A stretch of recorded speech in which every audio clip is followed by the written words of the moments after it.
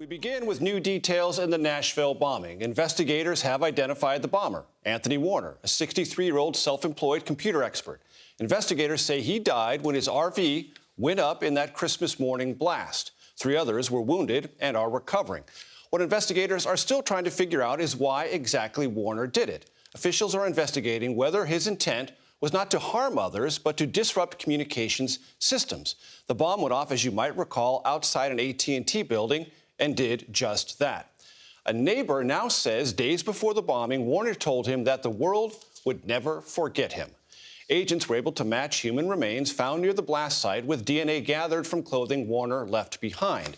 Authorities also, of course, continue to rely on information provided by the public and have received more than 500 tips since the explosion. President Trump has yet to say anything about this bombing, and today, President-elect Joe Biden thanked the police officers who cleared the area, as well as the firefighters and first responders who raced to the scene. There is a lot of news to get to tonight, and our team of correspondents is standing by. CBS's Mola Lenghi leads us off in Nashville. Mola, good evening. Well, good evening, Major. Now that investigators have identified Warner, the important questions are why and how. Now, authorities admit there are some questions that may never be answered, but they are still trying to get into Warner's mindset before they say he killed himself in that blast and in the process leveled parts of downtown Nashville. Tonight, the FBI is piecing together who 63-year-old Anthony Warner was. Prior to the Christmas morning blast, Warner deeded his house to someone and gave someone else his car, telling them he had cancer. The FBI is investigating Warner's medical records to see if that's true. David Roush is director of the Tennessee Bureau of Investigation. I know a lot of times in these sort of cases, there is something that maybe sets someone off. Clearly, there had to be some precipitating event that caused the action. Surveillance video illustrates the sheer power of the explosion, which came after warnings blared through a loudspeaker on the RV, followed by a countdown. If you can hear this message, evacuate now. Then punctuated by the song Downtown by Petula Clark. The blast left 3 people injured.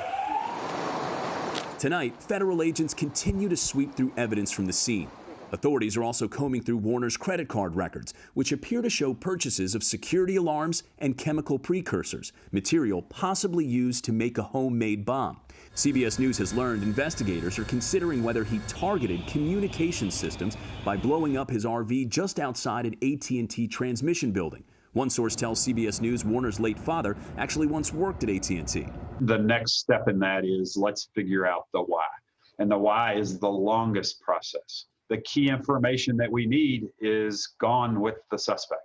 Officer James Wells was one of the officers who rushed to the scene to evacuate the area. This video shows him walking away from the RV just seconds before the explosion. So I turn around and start walking in the opposite direction. And then 3 seconds later, boom, that's what saved my life. That's what got me to see my kids and my wife on Christmas. Well, this has certainly rattled this city in more ways than one, but officials here have been trying to reassure the public that Nashville is safe and that there are no known threats.